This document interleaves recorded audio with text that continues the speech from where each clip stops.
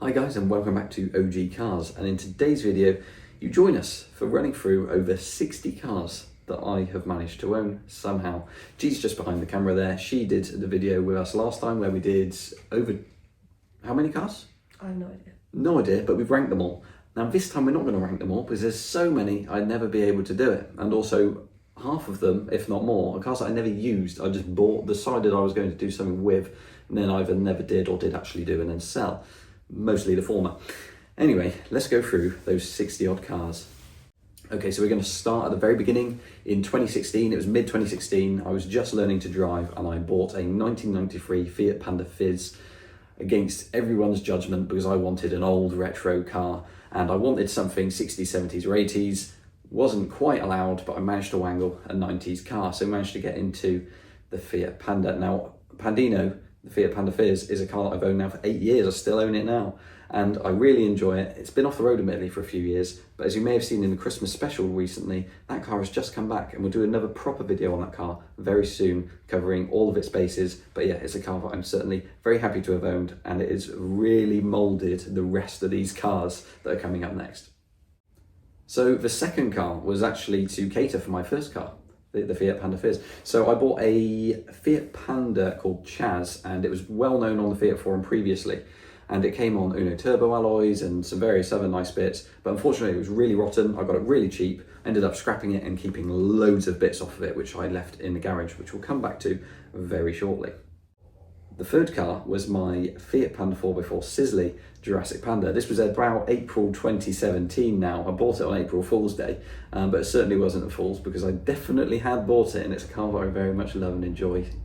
I say still enjoy now, but it's been parked up for about 2 years and it needs a bit of work. But I bought it as a base green tropical metallic coloured Sisley, which had been a farm runabout for many, many years, and I used it as an off-road beater basically for a while, and then it became Jurassic Panda, as you guys may know it today. There's a big video on that car as well if you want to scroll back through on the channel. But yeah, it's a car that has certainly become fairly famous in the Panda world just for being a Jurassic Panda, and yeah, was very much well enjoyed and hopefully will be again at some point soon. The fourth car is my Fiat Panda, I believe it's a CLX, it was a red one which got vandalised in Swindon, and I gave it the nickname Swindon, which wasn't very inventive, but I had it delivered by my dad's friend, and at this point all 4 Pandas were at home on a 2-car driveway, and I think my dad was starting to get slightly fed up. I say that, I still never curved this addiction anyway, and I used a lot of the parts from Chaz that I mentioned earlier, and I rebuilt this CLX. And I sold it on to a friend, and as far as I know it's still alive, or at least still parked up somewhere, still alive. So yeah, ultimately we did save that car and pass it on. The next car was another scrapper. It was a Category B write-off. It was a Panda 4x4 Sisley. It was an original 500 colour, so really cool, but unfortunately rear-ended in Bristol, hence a code name of Bristol, and it got parted out and unfortunately scrapped, but the bits lived on in many other cars. Now we have our 1987 Fiat Panda 4x4 Sisley, and that is Edna. Now we do absolutely love this car. I think G touched base on this car a fair bit, so I won't go into it too much, but I did just want to add that recently we did reach out to the original owners. Unfortunately, the original lady owner had passed away, but her husband is still kicking around and was very happy to see some pictures and stories of the car, which we did really love to hear back from him about. So yeah, we're really glad that that car is still around as well. Now, I think you can just about behind me see a 1985 Sinclair C5 called Sinclair, or otherwise known as Douglas, previous to his respray. He was found in my girlfriend Georgina's dad's workplace on a shelf where I think it probably laid almost since it was new, and it was just chilling there. And when we got it, it was really scratched up, and I thought, you know what, let's have a bit of fun with it and paint it. And then it became worth loads of money, but there we go, it's still a bit of fun, so we'll keep it just like that. Then we bought a very, very cheap, thanks to Georgina, who sent some very nice messages on the eBay auction, Fiat Cinquecento Sporting. Now this did start a small love for the Fiat Cinquecento Sportings as well, because we had a couple after this. But yeah, we did really enjoy this car, did a lot to it. I loved it as a daily, but as with many of my cars, the ship had sailed and I did sell it on to somebody else, and I believe it is still being enjoyed by somebody else today as well. Then I got a message out of the blue from a garage down the road that was partnered with the garage I was working at the time in Pewsham, and there was a fairly old chap who had given up driving who had a Fiat Uno 45S, and we paid £80 to save it from the scrapyard. and we had it. We loved it for a little while. Unfortunately, it wasn't the best. We did sell it to our friend Lewis, who enjoyed it for a fair while as well, but unfortunately, I think the rust bug killed it, and it became a donor for an Uno Turbo, I believe, which is a sad end, but it did get enjoyed in its later life, and it didn't just go straight from the scrappers from that garage, so it's something. So next up, we bought a yellow Cinquecento Sporting from Samuel Enifer. We've done a couple of trades before and since then, and ultimately this car had a 1.2 16 valve in it, which I wanted for JP. I did take it out. My plan was to put a 1.1 back in it and shift it on. Unfortunately, the rear seatbelt anchorages, they just pulled out, and then I found out that the sills were made of filler, and unfortunately that car previous to Sam had other bodges, so unfortunately it did get absolutely ruined. G, myself and Andy had a lot of fun tearing this car up, and I know it's sad to say that we did rip up one of these, but at the time they were really not worth anything, or at least not a lot. And it was a really bad example, so we did have a bit of fun destroying that one, unfortunately. But yeah, many of the parts lived on, so there is that. Next up, I bought a car that I always wanted. I wanted my first car to be I wanted it to be any Fiat 126. I ended up buying this 1985 Fiat 126, which I nicknamed Titan. And yeah, it was a white brown edition. It wasn't actually a brown edition, but it was written wrong on the V5. And my plan was to respray it brown. I bought loads of bits for it, like chrome bumpers, the proper metals, wheel centers and stuff like that. But I'll be honest, I'm probably yapping on, because this car I never really did anything with. It got parked in a garage, and then I just ended up selling it when I bought other 126s. So sorry, Titan, it's still out there somewhere. Then I bought a car that we had a love-hate relationship with. Loved it because it was 100 horsepower, and hated it because it was on air suspension. Now, a lot of people would say, oh, you should love it because it's on air suspension, but I think it was actually a curse to its own handling. These cars are well known for being really good handlers, especially on like coilovers or, you know, a decent suspension setup. And the air was cool, and it got a lot of looks, it got a lot of attention, but ultimately it wasn't the best handling car. And I did sell it on to Louis Edwards, who still has it, and he did have a lot of enjoyment out of that car, so it definitely went to the right home, and it led me on to a very cool car that I very much loved. Next up is a car called XL. It was a Fiat Panda 4x4 that Lewis and I bought by chance in like Milton Keynes. It was a shell in somebody's yard. We went down with a load of parts, fitted it on, took it to his, he did it up a bit, and then we sold it on. So I don't think it really saw the channel very much, unfortunately. Then I bought a Fiat Panda Italian 90. Now, we nicknamed it Chow, took it to one or two shows, daily did for a couple of weeks. I think COVID was coming in around this point anyway, and it didn't really see the use it deserved. And then we realised the MOT it had wasn't deserved either, and it hasn't seen one since because it needs loads of work. So one day you might see that again. Then we have the love of my life, the Fiat Tipo SLX. 2 litre 8 valve. I swapped the 100 horsepower for this car with some cash my way, and I love that Fiat Tipo. The interior was fantastic. It was like a green style, like really plush fabric, with electric sunroof, electric mirrors, electric windows, and the engine was just amazing.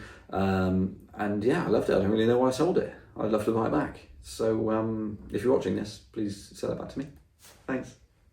Then we bought a Fiat Panda 750 that was very well known in the Panda group, called Rosie, and we brought it back. In fact, actually, we had to go up there in the Tipo, bring a load of parts with us and fix it on the person's driveway and then drive it back. Then we did some more fixes, and then ultimately we realised we don't actually need that many cars. Looking around, we still got too many cars, but it was one of those that we did up and then sold on, and has been very much enjoyed since by another owner. Now, admittedly, a few of these previous sales, I think Rosie, Trixie, the Tipo, and one or two others, were actually to make way for this car. This was my 1988 Audi GT. So it's a coupe 2.2 5-cylinder, fuel injected. Loved this car. Always wanted an Audi Quattro, as you guys know. Couldn't afford it at the time, so this is probably 2020 COVID time. And yeah, I ended up biting the bullet and buying a $5,000 GT, which was top money for a GT then, but it was really good condition, and I really love that car. And half of me says I should have kept it, although I did get a Quattro, so it's one of those things, but we'll get onto that car later. After this, I bought a turd called a brown Wartburg. It was a 1981 Wartburg 353, and I bought it as a bit of a joke, and I think I'd already told my parents I'm not going to buy any more cars at this point, so I hid it at Jordan's house, sorry Jordan, which was down the road from Fusion Garage at the time, and I got it on the road, and I thought I'd just have it for a little bit and then get rid, and I did end up getting rid eventually, but I really enjoyed it, and I actually became quite big in the Wartburg group then, and just known for buying any Wartburg that came up, and you'll see this very shortly. So next up, I'm working at Fusion Garage and I'm cleaning out the furnaces, the boilers, and that's a horrible job. And G's messaging me, and I think you were calling me, weren't you? Spamming me. And I was like, okay, I'm going to put down the gloves for a second there. And G had found a Fiat Panda 4 called Sisley, which is better known on this channel as Project Sisley. And it came out really cheap, it's very local as well. And we were like, you know what, we just have to have it. And G was second in line, and we were literally, G was begging, I'll give it to G, G was begging for this guy to sell this car to us. And I think the first person didn't view the car or something like that. So we went over, had a look and just picked it up and took it away. And as you guys know, a whole like 20 episode almost series came out about that car. So if you want to go see that on that channel, please go back and have a little look. But yeah, it's lived on and it's in London with a celebrity owner. I was on Facebook one day and saw a really crap Fiat Panda 4 before Sisley, which had like a nest growing in it. I bought it, it arrived, I realised it was really bad, and then I sold it. There we go. So as you guys know, I love Fiat 126s. I never did anything with Titan, and I thought, you know what? I would love a Series 1. I wanted a Series 1 anyway, but it was just so hard to find. And Marmalade, my 1974 Fiat 126, appeared in Carlisle. We were on the meet with the RFA Club in the Skoda Favourite, and we popped over, had a little look at it, and I said, yes, I want that please, and back it came with me, and there it has stayed ever since. And one day I will do it because I love that car, and that's the spec I wanted. And he's just bought it in engine. Just bought it in engine. Insert picture here. Then I bought a pink Cinquecento. It was another sporting, and I think it had some mismatched panels on it. It certainly had mismatched panels on it after I was done with it, but I ended up selling it to, at the time, a good friend of mine, and had it properly done up. And you know what, it was a really nice car, and it was really looked after in its next ownership, and it's with a really good home now. It's sold on again, and I know the owner in the group, and it's certainly been enjoyed. So yeah, it's had a really good life, especially since it was basically a pink Cinquecento before, and now it's possibly one of the best out there. Right, this car was G again. G found a Fiat Panda 1.1 Active in Cardiff, and it was literally like 200 quid, and we said yes. So we shot over there, bought the Fiat Panda 1.1 Active. I used it as a daily for a little while, realised I was quite bored, and then ended up selling it. So that was it. So G had just bought a Volvo 340, and it was as dull as dishwater. Sorry, Volvo owners, I do like 240s, but you can't. The 1.4 340 was not it. So a week after she bought it, I traded it for Mr. P behind us here, and Mr. P served me very well for a very long time, and until it became a rotten mess, and I sold it unknowingly to G in this condition. I think it had a lot of previous repairs, and it had all come up from underneath those horrible repairs, and G ended up obviously getting it done. So if you want to see more on that, go watch G's video. But yes, I had Mr. P, and it is now with G's ownership. And we both love him. Yes. Then we bought two Wartburgs, a Mandarin one and a dark red one.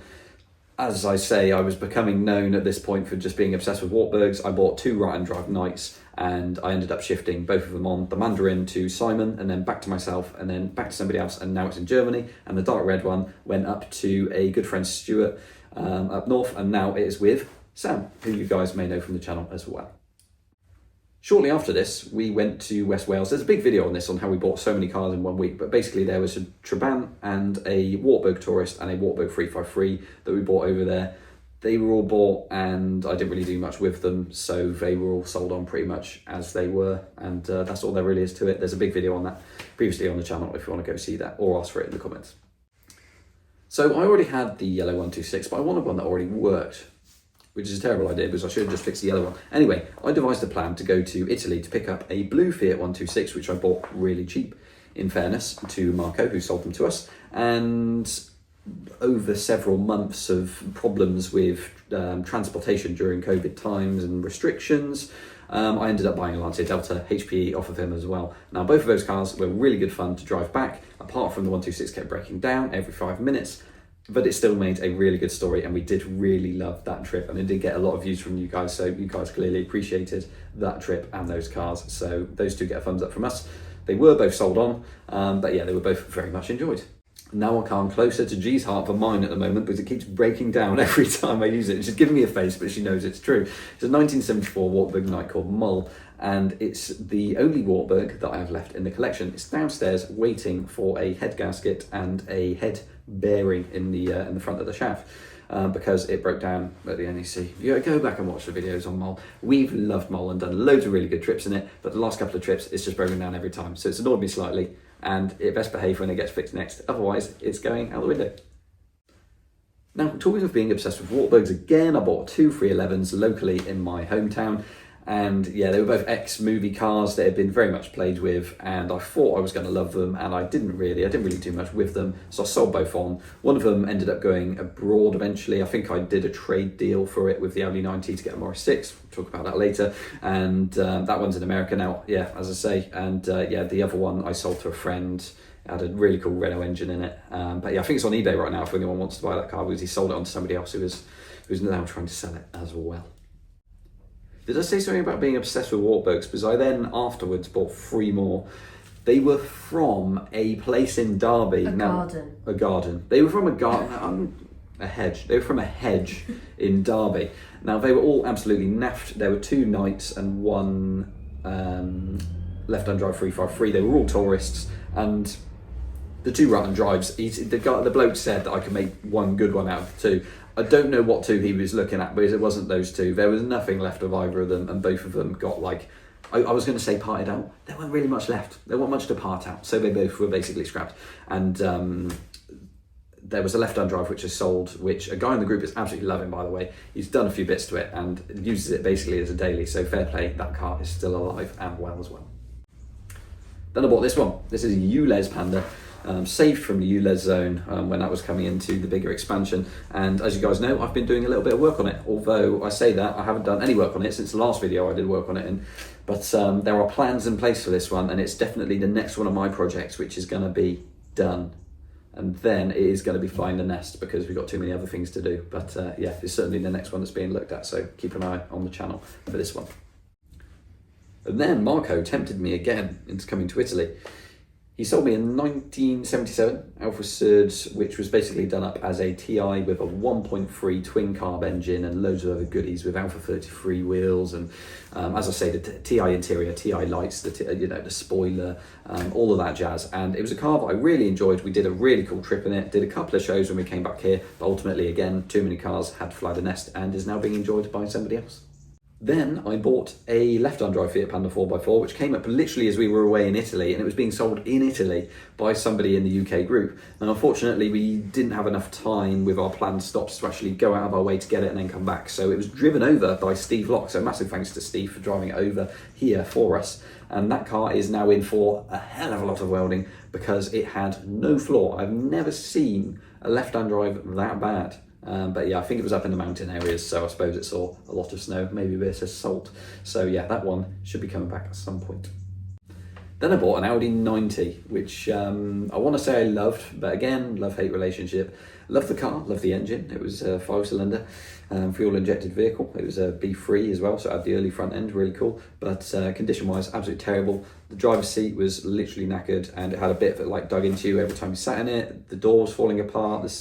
The underneath was not What good. Owen isn't telling you all is that we drove about 4 hours to go and pick this car up, and when we got there, it wasn't running properly. No, yeah, it was, listed. To be fair, the guy was a nice chap. He had it listed up really cheap anyway. He basically said it's good as a parts car, and I said to him, what's wrong with it? And he said, well, it's got MOT and it runs and drives, so I suppose you could use it. And I was like, well, cool, if it's got an MOT and it runs and drives, that sounds good. Well, he didn't tell me until we got there, as G says, it wasn't running properly, and it didn't idle very well. It had a lot of vacuum issues, which we ended up ironing out and then just getting rid of it to get the Morris 6, which comes later.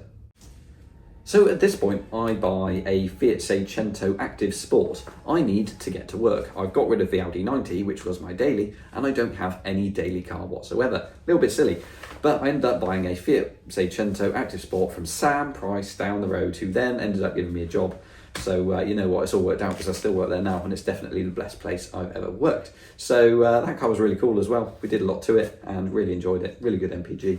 Can't say fairer than that. Ended up selling it on to the person that bought my Fiat Cinquecento, and it's since changed hands a couple of times. I know it's being well looked after with its current owner now. As I mentioned, the Morris 6 comes into play here. The Audi 90 and the Wartburg 311 left as a straight swap for this Morris 6, which landed on my driveway. And because I needed a bit of room, I parked it on my neighbour's driveway, I think the day after, and they didn't want it to leave their driveway at all after that. They bought it off me, and they were going to use it as their wedding car. I think their wedding got put back due to some health issues, but basically that car has now fled the nest as well, so it's still out there surviving somewhere. But it was a really cool, super old car, and the oldest car I've ever owned at 1953. At this point, I bought a Mini, and I can't remember what year it is. Geez, go tell me. 74. It was a 1974 Mini called Shrek, and otherwise known as the Crab, as G's just pointing out to me now like that. Yeah, as G says at the time, she had to drive it back because of the insurance thing. And yeah, basically, I was watching it crab all the way home, but never did anything about it. Did a couple of things to it, but not a lot. It needed a bit more work, and one of my friends very much wanted it off me, so he's had it, and I believe it's since changed hands again. But it was my entrance into Mini ownership, and you know what? As much as it wasn't the best example, I still really enjoyed it. But I think that 1 litre that was in it couldn't pull the skin off a rice pudding. Don't think it was set up very well. Then I bought what I thought would be the coolest Mini in the world, but actually somehow was one of the worst cars I've ever had. The 1275 GT. Was it 1978? Yeah, 1978 1275 GT. Bought it not long after because I was just in a Mini zone then. I was like, Mini. And I loved Minis before anyway, and I'd never had one before, and I thought this one would be really cool. I bought it sight unseen off of an eBay ad, and that is a terrible thing to do because it arrived and I was like, oh, this just doesn't run properly. And I changed the carburetor on it, and it's ran better, but still not great. But I took the really nice Weber off. I sold the Weber for a load of money and then sold the Mini for what it owed me, because I ended up getting another Mini later.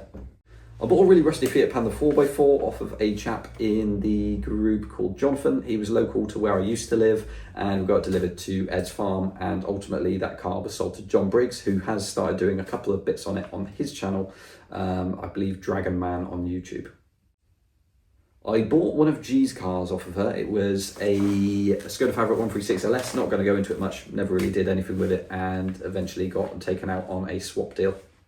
Okay, so speaking of that swap deal, it's literally coming up. So I swapped Henry and I swapped my Alphazard for a 1995 Mini Sprite. And as much as that was probably a terrible idea, because I reckon the Alphazard and the Favourite were worth more, it was a Mini that I could use, and I did actually use it every day for a fair while and did really enjoy it as well. So it was really cool to do. As I say, was it the right decision? Probably not, but ultimately I enjoyed it, and that car was actually really good fun. So yeah. So I started doing a couple of visits for my job, and I realised that the Mini, just the fuel tank wasn't lasting me, and if I had to do a motorway run, it wasn't the nicest. So I decided to go what any normal sane person would do from buying a Mini 1275 and go to a MG Metro 1275. Really enjoyed that car again, and yeah, really cool. Always wanted to own one again. It was always on that list in my mind of cars that I should try, and I've been there, done that, loved it, but ultimately, again, flown the nest now and sold on. So I'm sitting there at work one day, and it's coming, you know, the day's long in the tooth. It's a little bit quiet in the afternoon, and I think Sam and I are scrolling through Marketplace, and we find a Fiat 126 that's local, and I bought it. And I drove it a couple of times. It broke both times, I think. And I fixed it and I sold it on. It was nicknamed Pooh because it had Winnie the Pooh in it. And I think that's about as affectionate as I'm going to get at that car, I'm afraid. I really wanted to enjoy it and love it, but ultimately realised as well that I need to keep and focus on my yellow 126 and not just replace it with other 126s constantly. You may notice a few have coming in and out, and the yellow has stayed constant. I should just go and do that car. Okay, so the 205 Rally. Now, I really love this car, right? I traded the red Mini for it, which is a good thing and a bad thing, right? The Mini was really cool, loved it, cool daily, but at the same time, not really the best daily, as I've mentioned, and was coming up towards the MOT and might have needed a bit of work. So I got the Peugeot 205 Rally. That was a good and a bad idea, because the Rally was really good as a daily, really enjoyed it, really loved it actually, and kind of half wish I still had it. But at the same time, value-wise, I traded a car that I had like 6 or 7 grand into getting a Rally, which I sold for 3.5 grand. So I lost money, for the first time in my car career, and was very sad, as G may know. G found another car for me. See, bad influences. Fiat Panda 1000 Super that we found locally, and you know what, I didn't need it. And to start with, I didn't really want it, and I can't really remember what happened. Yeah, we made her an offer, didn't we? And went away, and she offered it for less than we offered. Yeah, it was really weird. It went full circle. We went to have a look at it. We weren't too sure. And yeah, basically she just came and said, I'll tell you what, you can have it for loads less, or a fair while later. And it wasn't really the best time, but we got it, we did it up, and we sold it on to somebody that's really loved it and has now done a full respray on it as well. So that car is definitely in the best hands and looks really good. Here we are, the big one, car number 53, my Audi Quattro. And this happened 3 years after I had the GT, so 2023, last year. I've had it for just over a year now. In that time, I've driven it less than this amount of times, possibly less than this amount of times, not entirely sure, but I need to fix it because there's some power steering issues. I need to do a big video on that car at some point on all the problems and yeah, actually get it done. Somebody egg me on to do it, please. Somebody egg me on. Basically, Owen bought an expensive car and is sad that an expensive car has expensive problems. Keep looking at me. And just to add, it is my dream car. I love that car, and it's the perfect spec, flat front, with the zebra interior, non-sunroof. It's pretty much ashes to ashes spec. It's a car I really wanted, a car I still really love, but ultimately a little bit of that love has been lost recently while it's been a bit broken, but admittedly it's my fault. I haven't bothered to get it fixed, so I just need to get out there, get it fixed, and bring it back at some point next year. Next up, I obviously sold the Peugeot 205 Rally, right? Lost money, cried a lot. But I had bought the Quattro, I needed the money, and I had a couple of loans which I paid off fairly quickly, but wanted to pay off quicker. So I sold the 205 Rally to make some more money to pay that back, and ended up buying a really cheap Citroen AX off of an eBay auction. And that AX turned out to be one of the best cars I've ever had. The Citroen AX Elation was an interesting special edition, and was fairly basic still, but was just interesting, cool, and a really reliable daily for me. And I ended up selling it. I helped out a friend, Dan Joe. He had an Austin Metro coming in, and he really quickly needed to sell his Austin Maestro, so I bought it off of him for what he wanted for it. And I did a couple of quick fixes to it because it had a problem with, I think, the heater matrix pipes or something strange. So I did a couple of bits to it, and yeah, moved it on to a guy up in Scotland who does film production. So it is occasionally, if you ever see a blue 1.6 Maestro, it could well occasionally be that particular car that you're seeing on TV. I bought a terrible Saab off of G's granddad. I hated it, I had it done up, and it barely made any money back. In seriousness, that car, you know, I did a few fixes to it. I did enjoy it as a daily for a little while. It wasn't really my thing, but I had to get it off his driveway so that he wouldn't potentially drive it again. And yeah, it was an automatic Saab 9.3, 2-litre turbo, and it's fairly quick. It was actually quite smooth. It needed a lot of cleaning, and it needed a lot of work, unfortunately, and barely made any money back when it was sold, but at least it still kind of lives on. Then I got Hudnut's Yugo Sana, and I got it off of Matt Pink, so big thanks to him for that, because he basically just gave it away, and Sam came over and picked it up and dropped it off. Now, I'm not going to say too much about it yet, because basically we need to plan to fix it, but that plan may be in order for next year, so we'll see what happens, but stay tuned.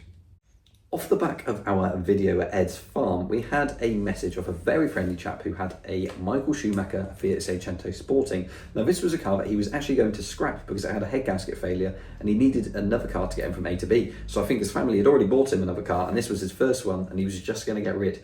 And he saw the love that Ed had for the cars and thought he might want it, and I said, hang on, I do. So I had it, muggins over it, and you know what, it was a really good car. It was completely rust-free. The paint wasn't bad.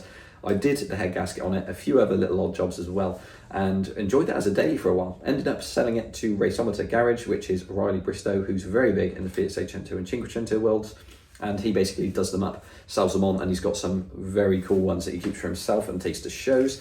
And yeah, he did the last touches on it, did some machine polishing, a little bit of paint, and sold it to a collector in Scotland, where it is having a very lovely life now.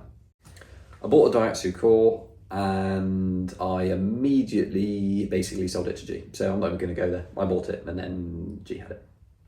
I bought a Seat Terra, and it was a Terra actually. It was really loud, really smelly. I'm being harsh. The Seat Terra, it was a cool thing. It's a rare thing, and if it was done up as a camper and had a petrol engine, it would be perfectly fine. But unfortunately, for what I wanted it for, and with the Volkswagen diesel, it just wasn't all that for me. Then I had a 2011 Citroen C1. affectionately named Colin by G's sister, and I had that as a daily for a little while, and then realised, why on earth do I need a daily when G uses her car once a week or two? So ended up taking on her car as well. Which, does that lead us on to Penny? Leads you on to car 62. Car 62, which is Penny the Panda, the 2010 Fiat Panda Eco, which G and I are now sharing. I've bought into it and we're just sharing it as a daily. I use it most of the time and then use either Char or Pandino when she's using it. So yeah, that's a car we share, and brings us on to the end of my car collection so far. Okay, so we're going to do a very quick bottom three and top three because I can't rank all of these. But bottom three, we're not going to include any like projects that I just started or never finished, or things that I literally bought and sold. We're just going to do cars that I've actually bought and used. So at number 3 towards the bottom, we are going to put the Fiat 126 Winnie the Pooh, which is very sad because I really wanted to love that car, but ultimately all it did was break down on me, and I realised that what I want to do is my yellow 126, and I also realised I have to rebuild my yellow 126, otherwise it's going to be as unreliable as the blue one. So yeah, ultimately it steered me the right direction, but wasn't the most enjoyable car itself. Now the second one there I'm going to put is the Audi 90, because as much as I loved the car, the spec, the engine, all of it was terrible. It had, like, I wanted to love the interior, knackered. I wanted to love the engine, didn't run properly. Wanted to love the condition, it wasn't there. It just wasn't the best. The doors were horrible, the paint was awful, and underneath wasn't much better. So unfortunately, that places that car where it is. Now, number one might surprise a few of you, but the Seat Terra's going here. And I really tried, honestly, I really tried to love this car and gel with it.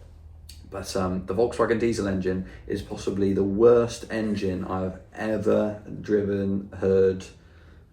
Just so slow, really slow. Non-turbo, 1.3 diesel, just converted out of an old petrol that Volkswagen had lying around.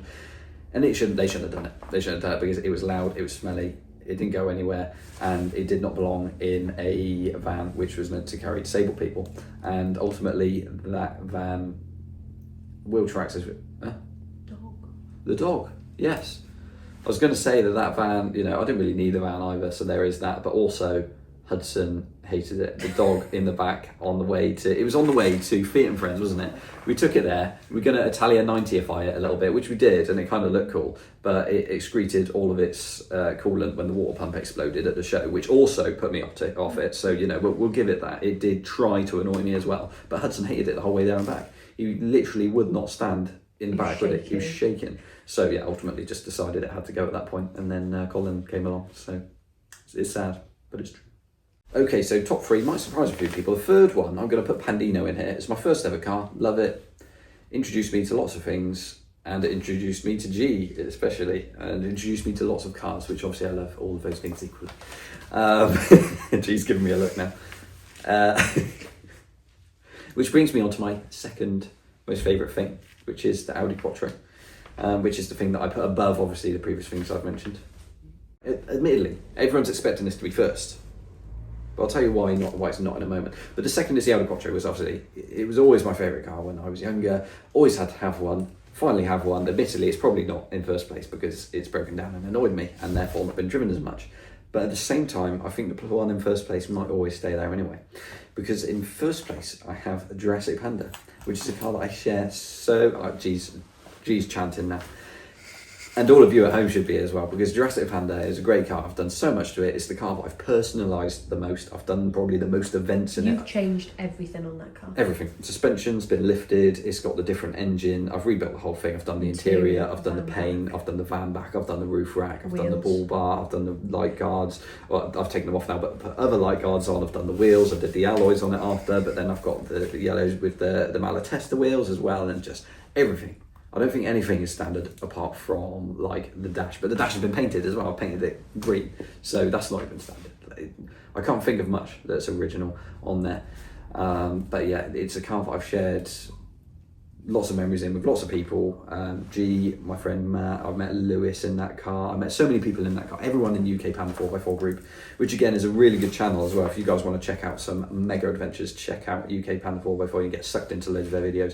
If you watch some of the slightly older ones from a few years ago, you'll see JP in there as well. You see Edna in one of them in the Wales trip from a while back. But yeah, I just wanted to cover that one as the top one, because it's not just about your dream car, and you know, the dream car, the Audi Quattro, it's expensive, it's flashy, it's fast, it's got the Group B thing behind it, but it doesn't have all of those memories behind that particular car that Jurassic Panda does for me, and that is why Jurassic Panda is at the top. Exactly the same reason as me. Yeah. So what you're saying is neither of us actually surprised anyone at all, and everybody did it. The only thing that everyone should take away from this video is that Owen needs to fix JP, because Owen is happy when he is in JP. I need to fix the Quattro as well. But yes, I also need to fix JP. And there's obviously a few other cars on this list that I still need to fix, and will do, but this one's first. Right guys, I don't know how long that is, but it's probably way too long, and you're probably all asleep anyway. So we hope you've enjoyed this one. Thanks very much for watching. Like, comment and subscribe, and we shall see you all in the next one.